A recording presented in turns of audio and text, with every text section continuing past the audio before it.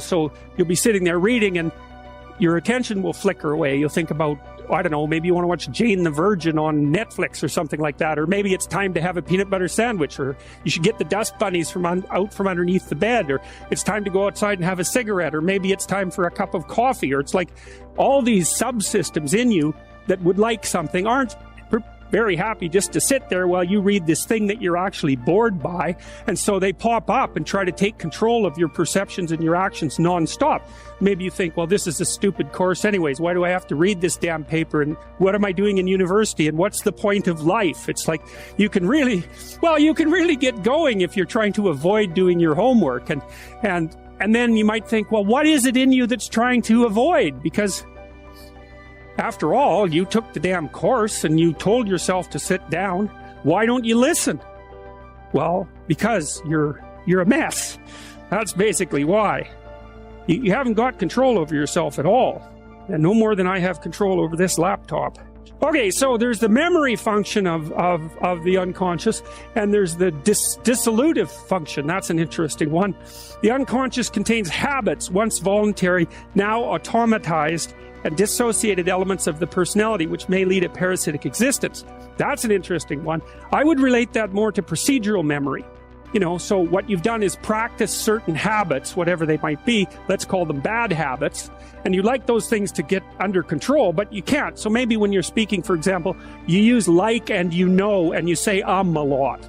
And you've practiced that, so you're really good at it. And you'd like to stop it, but you don't get to, because you've built that little machine right into your being, right? It's neurologically wired, and it's not under conscious control. And anything you practice becomes that.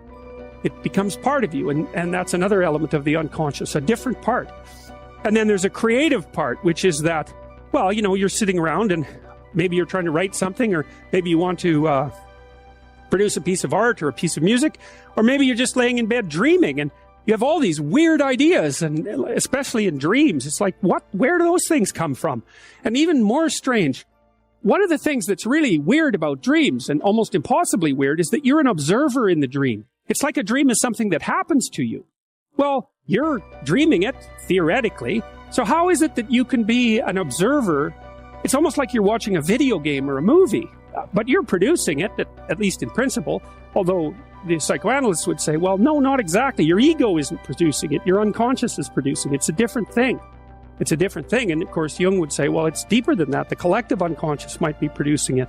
It's, in some sense, it isn't you exactly, or it isn't the you that you think of when you think of you. And that's the ego from the Freudian perspective, the you that you identify with. That's the ego. And outside of that is the unconscious, the id. That's more the place of impulses, and you could think about those as the biological subsystems that can derail your thinking, right? And that govern things like hunger and sex and aggression, and your basic instincts is another way of putting it.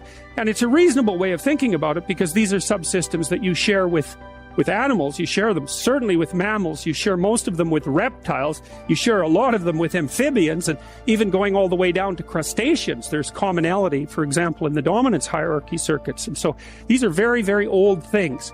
Quit running away from the gift. Your gift will make room for you. Stop trying to be something you ain't gifted at. Nobody asked you to go down here and study to be a dentist, and you ain't really good at that. Quit going down to the church trying to sing. You can't sing. Now, just because they let you sing at the church, you're not finna, ain't nobody else finna go with this. Because, come as you are, the Lord loveth a cheerful giver, all that. We don't apply scriptures out here. You come to the Apollo and you can't sing, we got something for your ass up there. Period. Listen to me. All of you have this gift. Identify it. It's the thing that you do the absolute best with the least amount of effort. That's what you should be doing. You're wasting your time pursuing your passion. The Bible does not mention passion. It mentions your gift. What are you gifted at, and do that? Stop tripping. In the beginning, I took everything, man. I was grinding. I was trying to get here. I took everything. I think that's the part that young people don't get. Like, I talked to a lot of young acts today. I ain't doing that. That didn't pay enough. Did you hear what you said? You said it don't pay enough, but it pays. If you don't take the gig, you're going to get zero. Yeah. Well, no. I want this, and they only pay. I said, how much did you want? I wanted $5,000 for the night. How much they offer? $3,500. Yo, dog, what else do you have that you can get somebody to give you $3,500 for the night? Go tell your jokes. Nah, man, they got to pay me what I want. But see, now you're not honing your craft and you're not making money. He said, would you have took it for $3,500? I said, yeah. He said, would you take it for $3,500 now? I said, no. But why you won't take it now, but you want me to take it? You don't have what I have. Well, what are we talking about? Just inch by inch, anything's a cinch. You got to take steps, man. It's hard to get young people to understand that. I want what you got now. You can't have what I got now. Yeah, I tell my kids all the time. Me and my kids, we have this discussion. It take a long time to make a lot of money. If you think you can just go make a lot of money real fast, you're going to be constantly disappointed. It take a long time to make money. I've been in this business since I was 27 years old. I'm 64. Man, come on. Look at what your life, well, you're looking at now. You missed the 3 years I was living in a car. You didn't see that. You missed when I lost everything I ever owned twice. You missed the 2 divorces. You missed me flunking out of school. You missed all that. You see this now. This ain't how it work now. Yeah, oh, it look easy. Yeah, I make it look easy. This is hard. Come out here. Come turn this corner. I'm going to invite any one of y'all to come up here. Ladies and gentlemen, welcome to Family Feud. Here's Ricky. And Ricky, walk your ass around this corner and just do what I do. It's really hard. The boredom of normalcy and the numbness of mediocrity stiffens your passions. The boredom of normalcy and the numbness of mediocrity stiffens your passion. What that meant was I was so sick of myself. I was so bored in my life, man. I was so tired of being mediocre. I was just tired of it. And it was all my fault. I was mediocre because I wasn't doing the things to be exceptional. And I was bored. I was losing my mind, man, on the assembly line at Ford Motor Company, going door to door selling life insurance at a debit company. I was tripping, man. I said, man, what is this? My life can't be this. You know, you ever say to yourself, man, it's got to be more to my life than this? If you've ever said that, that's cause it is. And you got to get after that, man. You got to go and get at that. If you don't do it, life becomes real normal and real mediocre to you.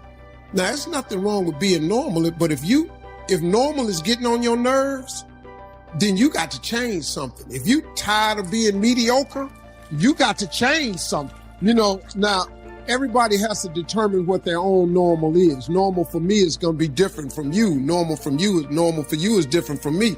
But once you determine what normal is for you and you ain't okay with that no more, you got to go do something, man. There are ways of objectively evaluating your achievements. Most people don't take advantage of them as often as they should, but they're available nonetheless. For example, you can put together a financial statement in order to determine your net worth. You can hire an appraiser in order to learn the market value of your house. You can compare where you were 10 years ago to where you are now in order to determine the degree of progress you've made in your life. If you are a person of strong character, you will promise yourself that you will achieve your goals, or it doesn't matter, because you never consider that possibility. You have made a promise and you're going to keep it. When you set out to drive to the grocery store, you don't stop at the doorway and think, what will I do if I don't make it? You simply intend to get to the grocery store. You know you're going to get there. You will get there. It's simply assumed. Fear is simply the inability to make a promise to yourself. It kicks in when you start thinking about all the bad things that can happen to you on the way to your destination. And before long, you're thinking, wouldn't it be easier just to stay home? Isn't it safer to just stay in bed? Isn't it better to pull the covers up over my head? When you were learning how to walk, you made a silent promise to yourself that you were going to do it. It may have been scary at times. You surely stumbled again and again. Tears surely fell from your eyes, but no matter. You didn't even think about that. Each time you fell, you forgot about it as soon as you regained your feet because you had promised yourself you were going to walk across the room. And you did it. How long did it take? Who cares? You did it. Most of us, virtually all of us in fact, need reasons outside of ourselves in order to accomplish anything of significance. We can still be people of strong character, but we need something outside ourselves to help us become as strong as we can be. Just sort of wanting to be financially successful is rarely enough to make it happen. Just wanting to learn a new skill, or give up a self-destructive habit, or make some other major change in your lifestyle usually won't cut the mustard. But what if you had to get a large amount of money in order to afford the very best medical care for someone you love? Or if you had to change your way of living in order to find a way out of some other life or death situation? Your motivation would move to a much higher level. If you're like most people, having to is a lot stronger than wanting to. But often, and especially when you're young, that difference isn't always clear until someone points it out to you. In my own life, it was my mentor, the late Mr. Earl Schoaf, who pointed out the distinction between wanting to on the one hand and really wanting to, or even having to, on the other.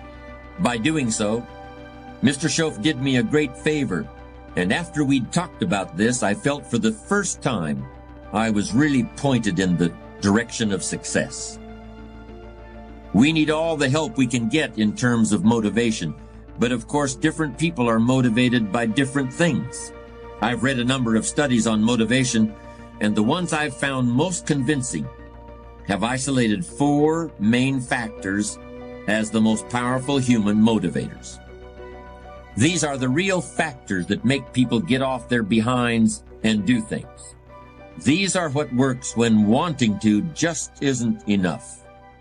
These are the true reasons for believing something is worth doing and then for actually doing it. The first great motivator is recognition from peers. Quite simply, recognition from peers is a truly powerful motivating force in any human activity. The second important motivator is recognition from respected experts or authorities. I can tell you that in my own life, this has been an extremely important factor. Mr. Schoaf, whom I mentioned a moment ago, was someone that I respected from the first moment I was introduced to him. And he was also someone whose respect I desperately wanted to earn. Family is the third great motivator, and in many ways, it's really the most powerful. Although the approval of peers and experts may be most important in your career, in your life as a whole, nothing can compare with the importance of your family. A person who can feel that level of emotion for other human beings is truly blessed. The fourth and last achievement motivating factor I want to mention is closely related to the desire to benefit your family. In fact, you could say it's a desire to benefit the whole family of man. Let's call it the impulse toward benevolence, toward sharing your wealth and wisdom with the world. Now, what do we really see? The thing that I immediately notice is that they all involve other people, whether it's peers, mentors, family members, or simply fellow members of the human race. It's ironic, isn't it?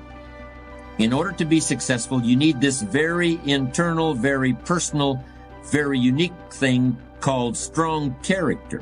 But in order to acquire that innermost quality and set it to work, you need people other than yourself as reasons to believe. Maybe that's not true if you're the toughest man on earth. Maybe then you can do whatever needs to be done just because you set your mind to do it. The thing is, though, there's only one toughest man on earth at any one time, and I'm not the one. A lot of pain in my life, no more than nobody else. I just had a lot. But I learned along the way, everything that's happening to you is God is processing. Every difficult moment you're having, He just processing. That's all He's doing. Everything you're going through is preparing you for what you ask God for. And if you need to be tough when you get to where you're going, then He gonna toughen you. If you got to be more caring along the way, he gonna let you have some trials come your way that's gonna have to produce that in you.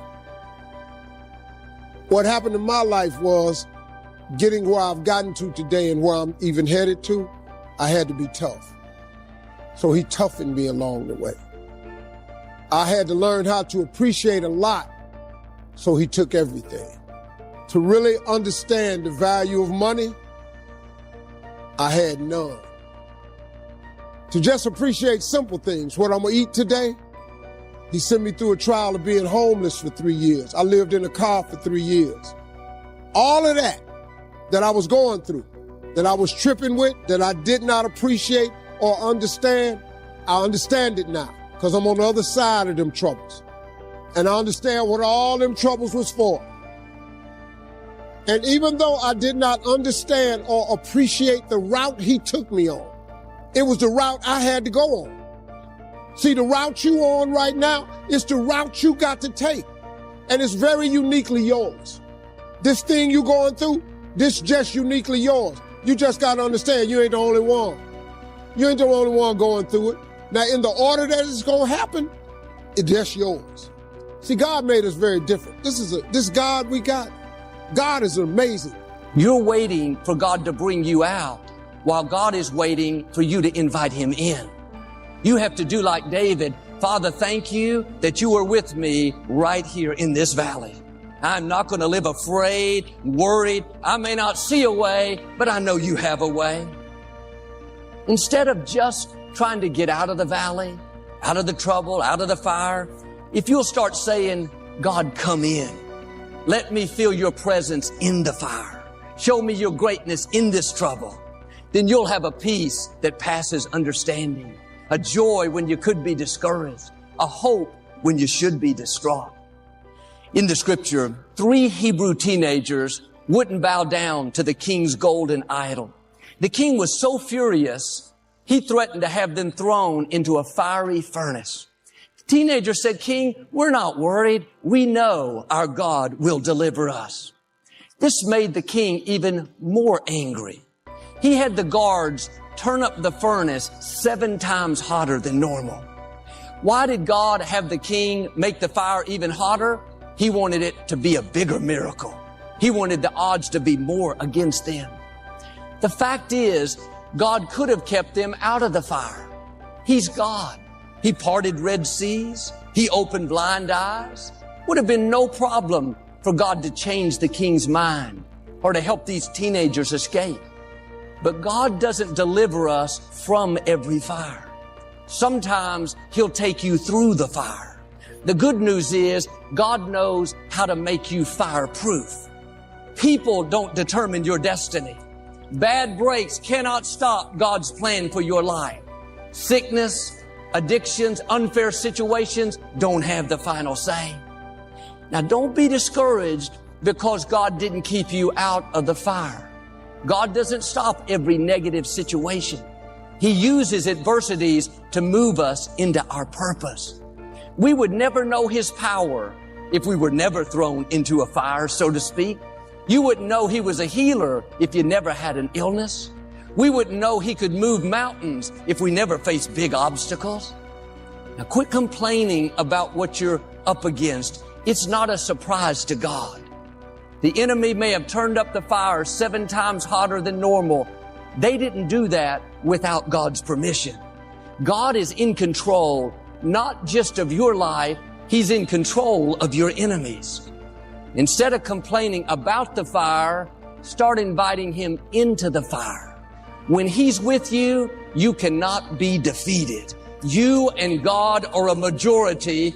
He is a supernatural God. He's not limited by the fire, by the floods, by the famines. What should take you out cannot stop your destiny. Instead of complaining about everything that you don't like, if you'll recognize that God allowed the difficulty.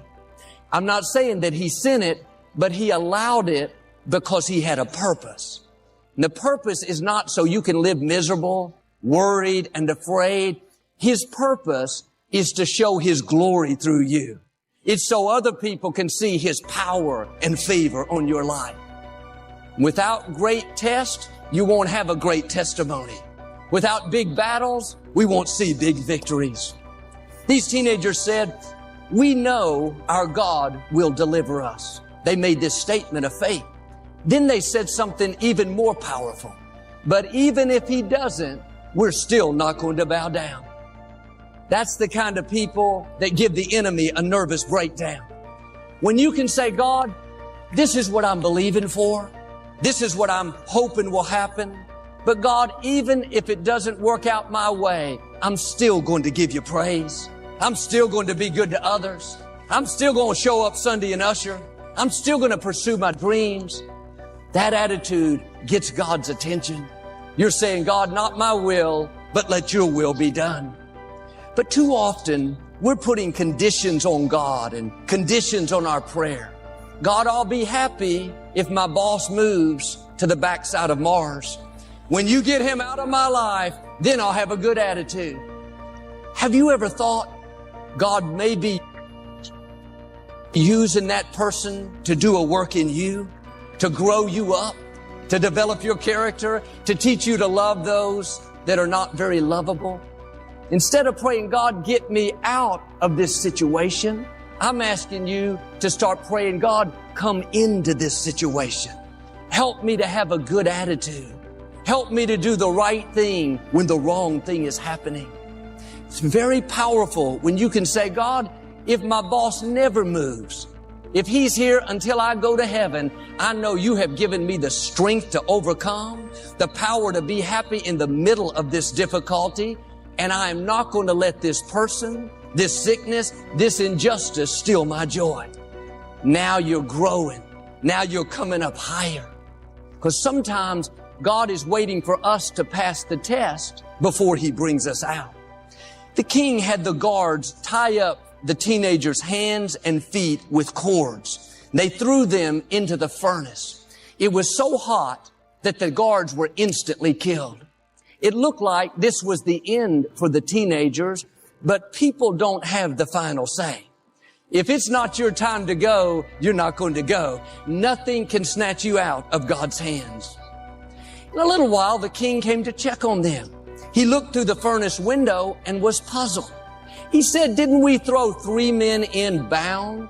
I see 4 men loosed, and one looks like the Son of God. God may not keep you out of every fire, but don't worry, He'll come into the fire with you. He'll help you overcome what looks impossible. That illness should be the end. The medical report said you were done, but like with my mother, God came in the fire with you, and here you are still going strong. That loved one you lost, or that person that walked away, broke your heart. That should have soured your life. But look at you now, still moving forward, doing great things, fulfilling your purpose. How could that be? God came in the fire with you. Don't deviate. Don't become frustrated. All you have to do to win this battle is stay on track. There are moments that try the human soul, that if the truth were told, all of us have had moments that we wanted to throw up our hands and walk away. Discouragement can creep in secretly. Discouragement is so bold that it will even hide behind a smile. Discouragement will walk right into a middle-class house. It won't just stop there. It'll go in a mansion and sit on the side of a jacuzzi and tell you life is not worth living. If you listen at discouragement, it will cause you to make bad decisions. It will cause you to think that life is not worth living. You will wonder if you're ever going to get out of what you're into. We all face situations that look like they'll never change. We know what God has promised, but when we look at the circumstances, it says we're stuck. There's no sign of things improving. But the scripture says the things we see are temporary, but the things we can't see are eternal. One translation says the things we see are subject to change. Here's the deal. Change is inevitable. No matter what's going on in your life, it's not permanent. Everything is going to change. Don't make a permanent decision over a temporary circumstance.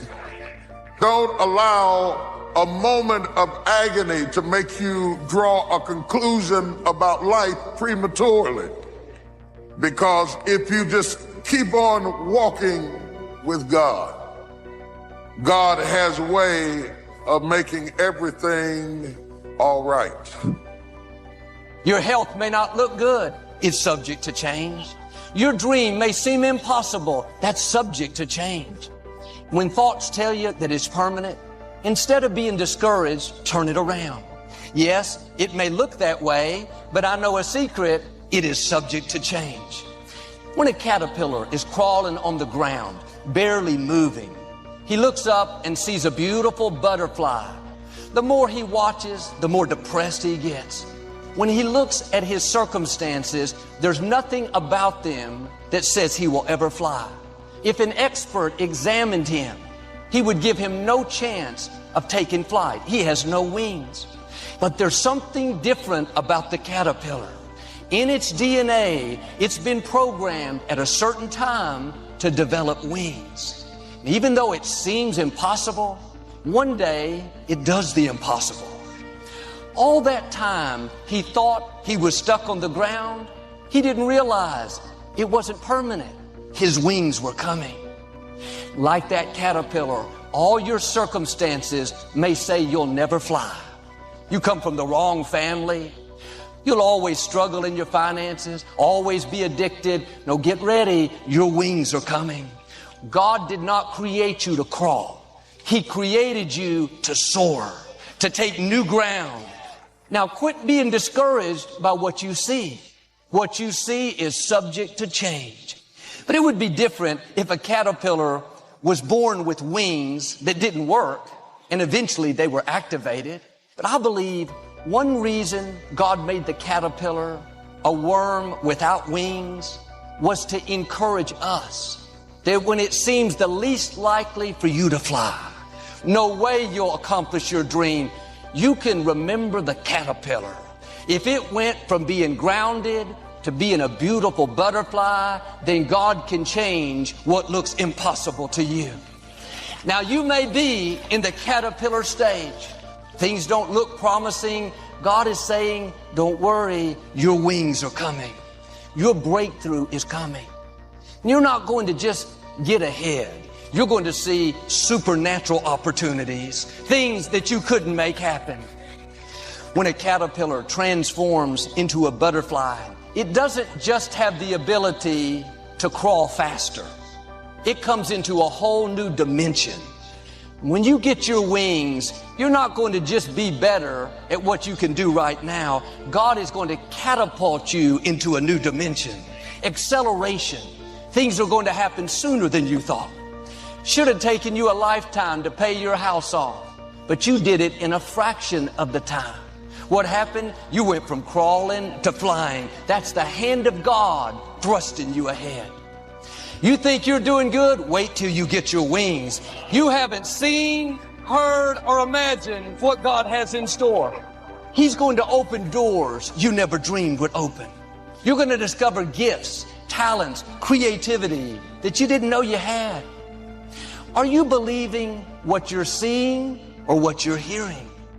What you see may be lack, caterpillar on the ground, but what God is speaking to your spirit is abundance, new levels. What you're hearing is more powerful than what you're seeing.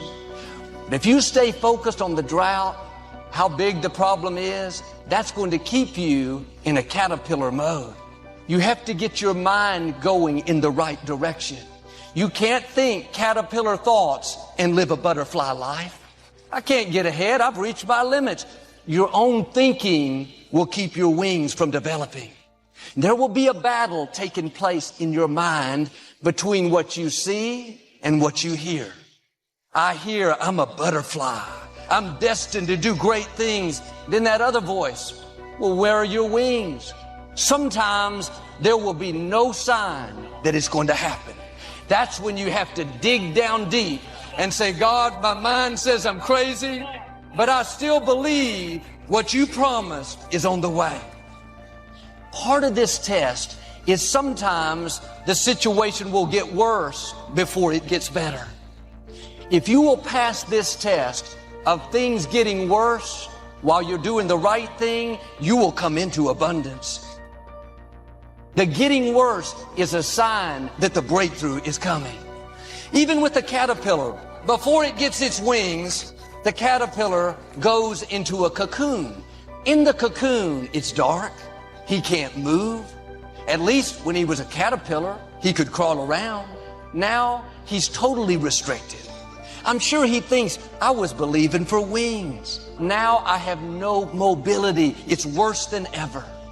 But in a little while, after that dark season, he comes out of the cocoon, not the same. Now it's a butterfly. Now you may be in the cocoon today. You're believing to get better, to take new ground, but it's gone the other way. It's all a part of the process. Don't get discouraged. You're about to come in to who you were created to be.